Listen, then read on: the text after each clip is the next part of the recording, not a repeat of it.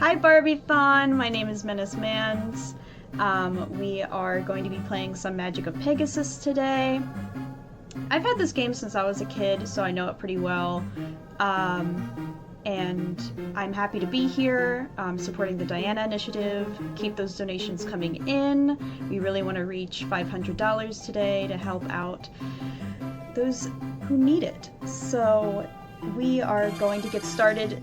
This is specifically any percent easy mode. There is some other categories which you can check out on speedrun.com for this game. I think there's about like 4 categories because you can also get cute costumes in this game if you're willing to do so. So yeah, we're gonna get started here. Once I've hit easy mode, we'll start the countdown. 3, 2, 1, and go.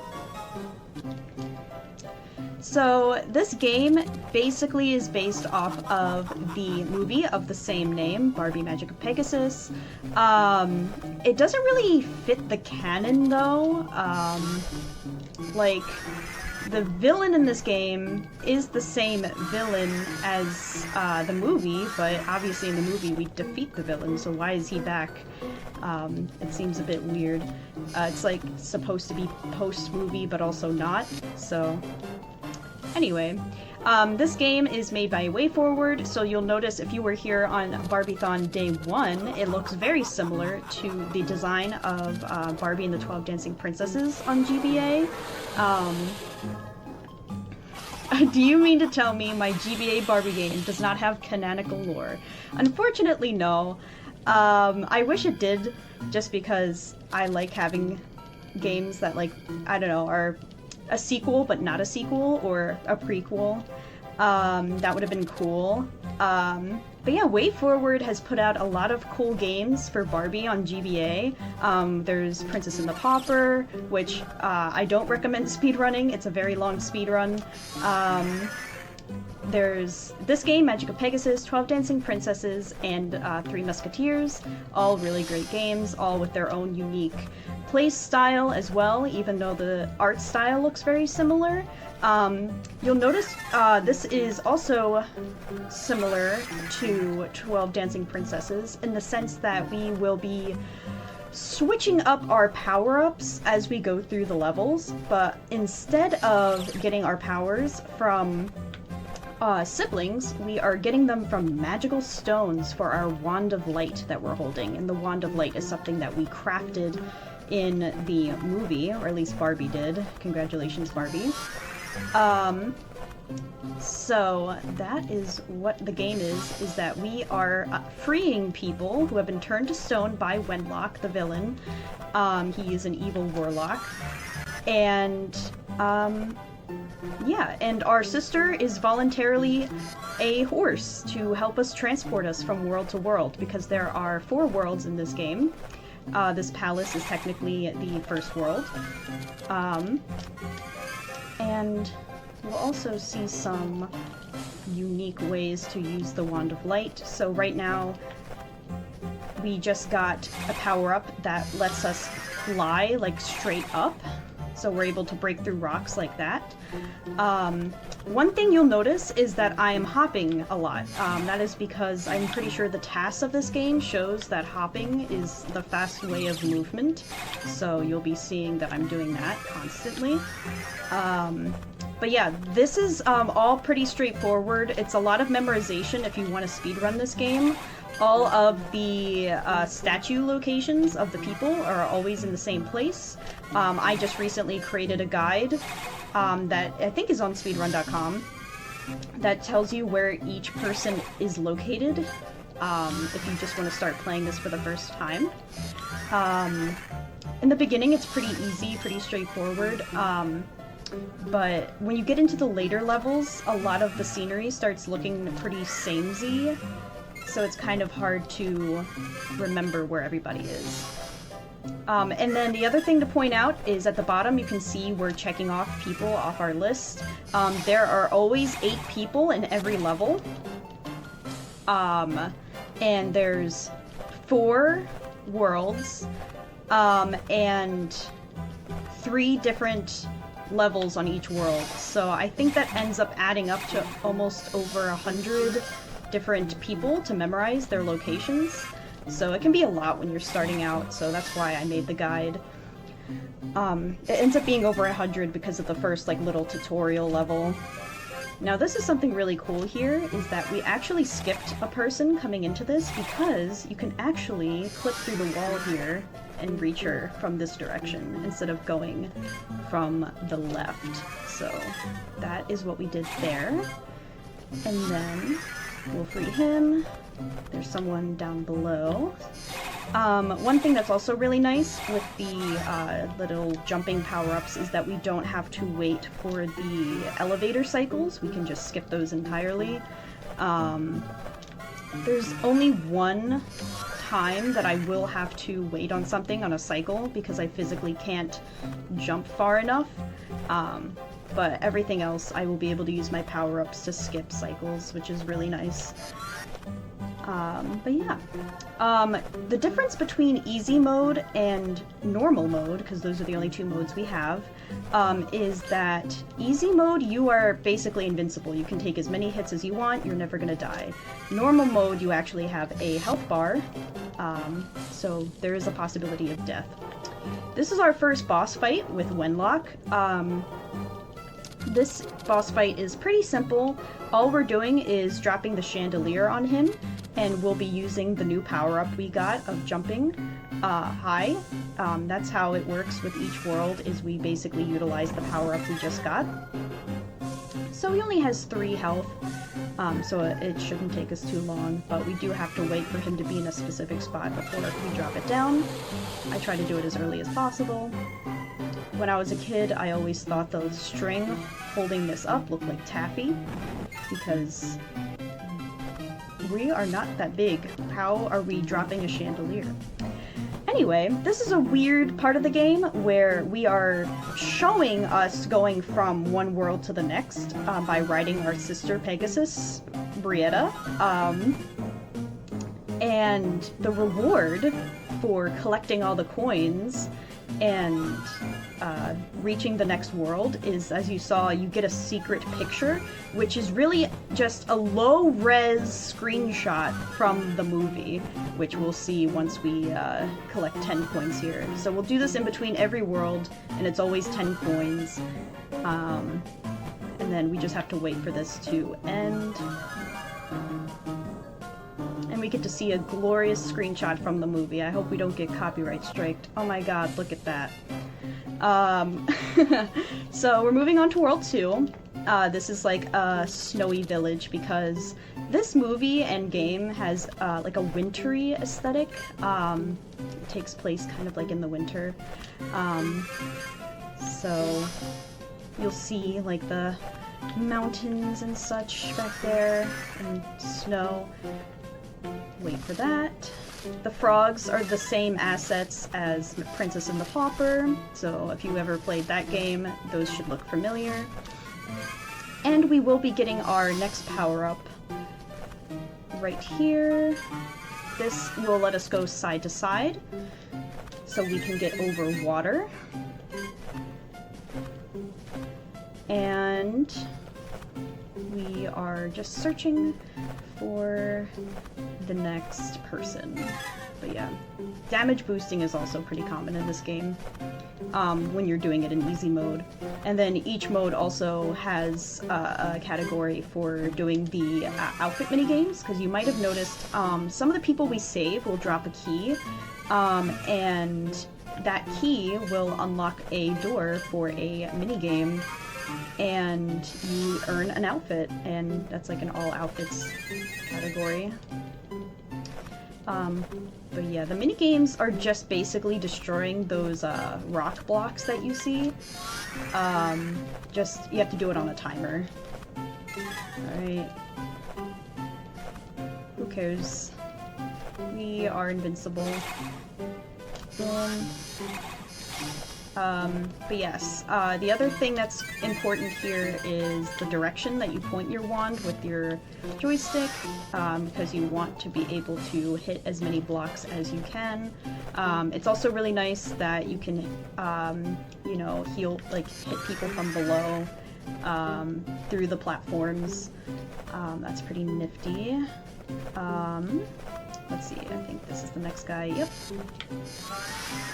Ah, see, I accidentally picked up the key there, because then it starts dialogue, and we don't want that. But, anyways, there we go.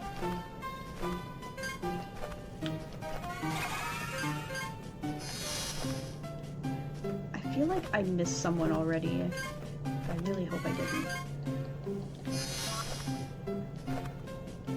But that's the thing, is that, like, this isn't like Mario, where they will tell you, like, oh, you missed someone at this point. Like, you have to keep track of who you've already gotten. I think we're good, though. Yeah, we're good.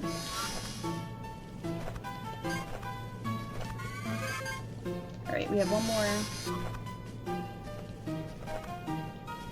But yeah, I have the memory of a squirrel, so I also made the guide for myself, even though I've played this so many times.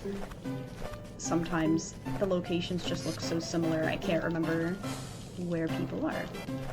Alright, so this is the last level for the town. And then we'll move on to the forest, which is when the game starts to get really interesting, because this game actually has a glitch in it that actually saves, I would say, like 10 minutes of gameplay. So that's exciting.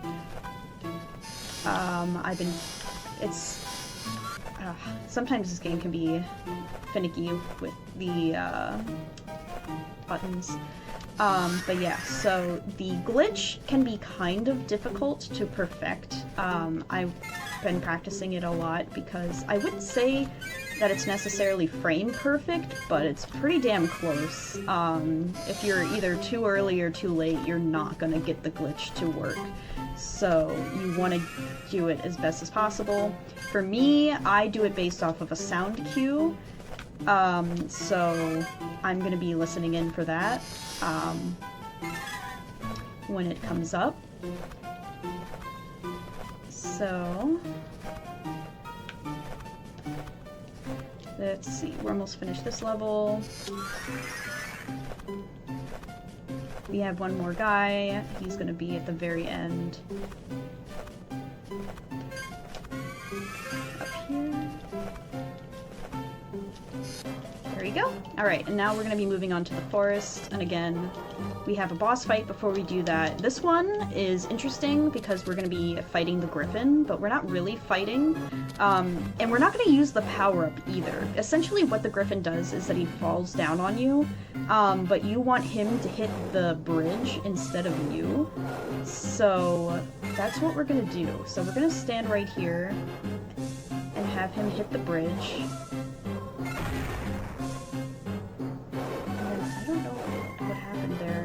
Okay, good. That was really close. Alright, there we go. So, that could have been done, I think, a little bit faster. I think that can be done in 4 cycles instead of, I don't know how many there was there, but I think there were 5. But you can do that as pretty fast. If you get to the bridge fast enough, but I don't think I was doing that right.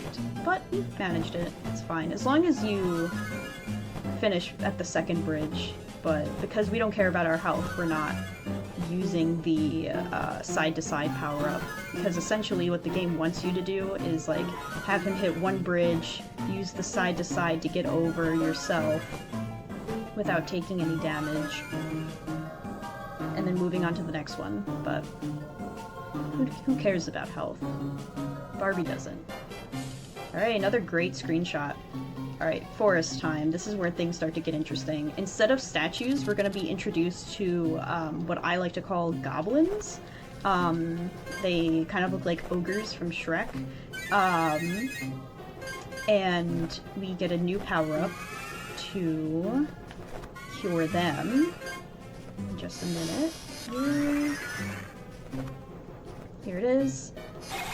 It's a green stone, and essentially what this does is allows us to cure the goblins and gives us a glitch. I always do that on that tree. Whoops. Here we go. Okay. Alright, so here's our first one. There we go. So basically what that glitch does is instead of giving only credit for one person, it gives me credit for two. So it lets me finish the level like super early because we don't need to go searching for as many people. Oh, I think I needed to move over a little bit more. Yeah, I need to jump here and then move over. And then we need to go up.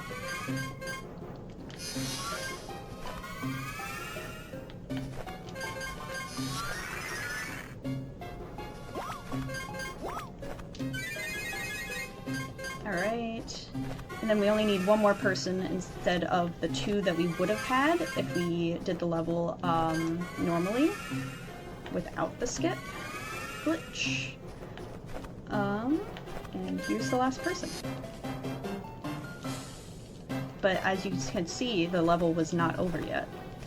This level, I think, only has goblins. It doesn't have any stone people, I'm pretty sure.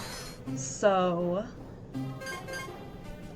we want to try and hit all of them. There we go, we got one. Thank you, Python, for the donation. Alright. Alright, we got two.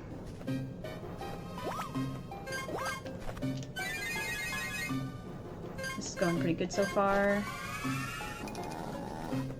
Alright, here's the next one.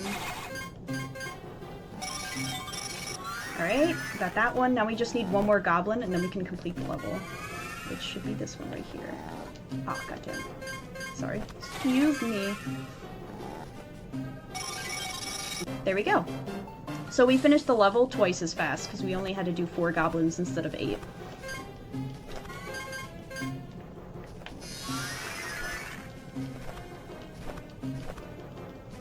Alright, and then we'll just jump over here. And this is going to be the last level that we can actually utilize that glitch. Ooh, I don't know why I didn't hit the branch there. Basically, you could technically still get the glitch in the ice level that we're about to go into, but it's very difficult and I haven't known anyone to hit it consistently. So that's the only problem with that.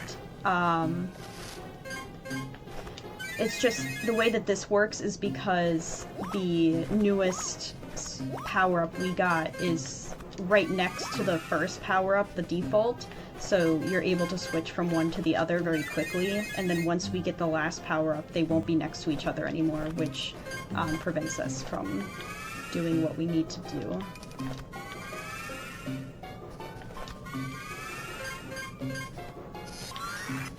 And so we only need one more, and then we'll be done. And I hear him. That's one good thing with the goblins, is that if you don't remember where they are, you can definitely hear them. Ah. There we go. I didn't mean to jump there. So that's the end of Forest. Now we have the boss, and then we'll be moving on to Ice. But we did some pretty good skips there. I messed up, you know, that one jump, but at least as long as we got all the glitches, I don't know if that was a prediction or not, if I was gonna hit all the glitches, but I did, so I don't know if there was any predictions for this run.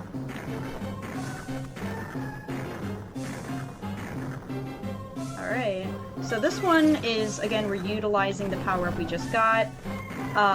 We just make him trip over some wood that he throws the griffins at us, we turn him into wood, he trips over them.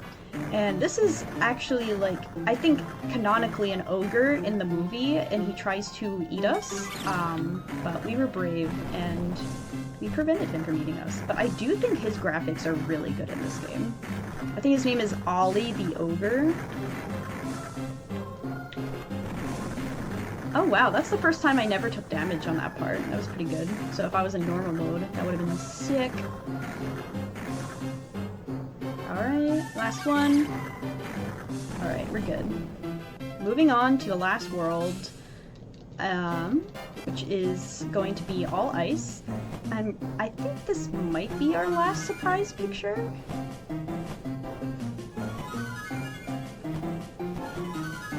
I don't think we do one in between the final boss and the final world, because you'll see on the map that there's one more location after the ice world, but it's really just the final boss's lair, and we have like the final boss fight. Alright, got some coins. And that's 10. So now we just chill. Wait for that special picture to come up. Beautiful. This is actually one of the better looking ones, actually. Alright, Ice World. Who cares what they're saying? So, Ice World, in my opinion, is the hardest part of this game, because they do psych you out. Basically, the final power-up we're gonna get right here is going to be Melt, so we get to melt things. But as you can see, like, we're already having to backtrack to get to our first person, which is really inconvenient. And there's also ice physics, which makes this very annoying and difficult to do. Alright, that's good. So what we're gonna do here is, I know where the next person is, and we're gonna come up here. Gotta set this up. The next person is hidden. They're hidden in blocks of ice.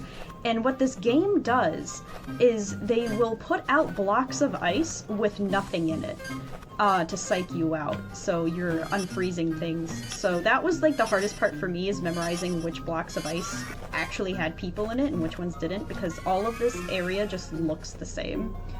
Let me see if I can hit this. Oh. No, I'm gonna do it the long way. I couldn't. Usually what you can do is, while you're sliding on the ice, you can reach up there, but it's really finicky, and sometimes the buttons won't let you. So here's one. Hopping along. We have one up here. And they're so deep into the ice as well. Like, I don't know how these people lived. But, whoops. Yeah, you will see, that there will be goblins in this world, but we won't be able to do the goblin glitch. I have not found a way to make it work. So here's an example. That block of ice doesn't have anything in it. The last person is up here, which, little jump, finicky jump there. There we go. And then moving on to here. Ice physics can be cool if it helps you, but most of the time this game is really tricky you with the ice physics. Alright, I'm gonna jump over that. The next person is gonna be over here. Let me just hop along.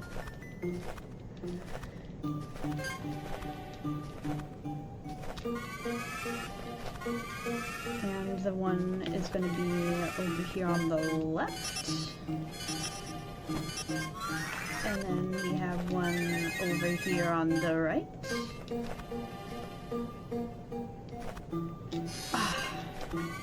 Missed. That's fine.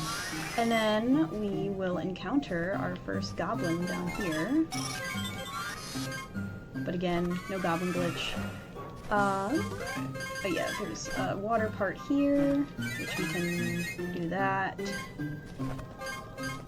And then we want to get to... Oh yeah, there's the geyser. That's another thing, is that up there's like another block of ice. They make you think maybe you can use that like geyser to like jump. No, it doesn't do anything. Totally pointless. Makes you think you can reach something that you actually can't. Alright, and then we just have the last one.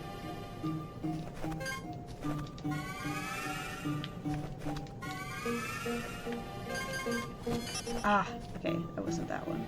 Oh yeah, they're up here. Duh.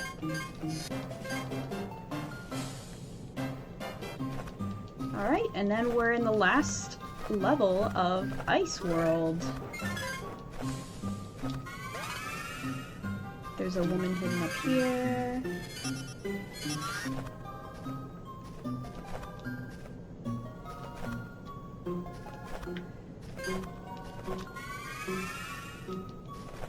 And then... aha, yeah, the second woman's in here. Then we move along this way. Welcome to Barbiethon, gamers. This one, we can do that. And then we have goblins. And then we gotta defrost that. There's nothing up there. We can do that. This is the one that we need to actually jump on to make it over to the other side, because otherwise we can't. Alright, and then we're down to the final four, which is pretty easy, but this one is pretty inconvenient because there is no way to access him other than going, like, all the way to the right, like doing all this backtracking. It's very annoying. Because as you can see, he's in this corner here. Ah, come on. There we go. And then we have a little girl at the place where we just were, but she's over on the right side. So we'll just skate along here. One thing I'm surprised is that in the movie, like the whole part of Annika, aka Barbie's personality, was ice skating, and we don't have any ice skating levels in this game. But yeah, the last two are gonna be goblins. So I'll get that prepped. But yeah, I'm really disappointed. No ice skating levels for Barbie, you know? That would have made this game even cooler, I think, as like a mode of transportation.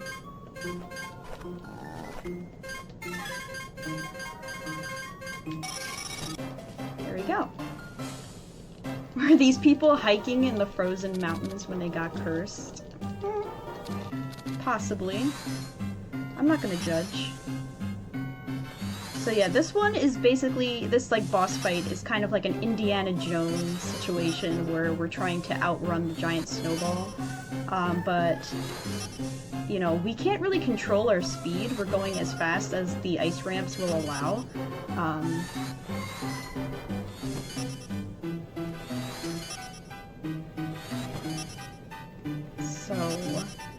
Just have to make sure not to mess up. This is when the directional use of the wand comes in handy, because you want to hit as many of the ice blocks as you can so that you can get as far ahead of the snowball as you can.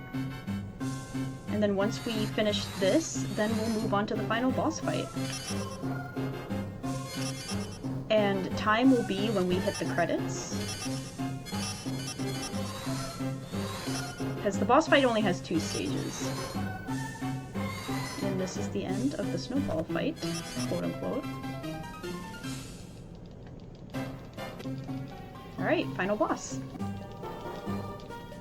And his lair. So basically, the stages are very much the same. Well, this first stage is the same as the first boss fight, except now we have 2 chandeliers. And then the second phase is he's turning himself into stone, and we're freeing him.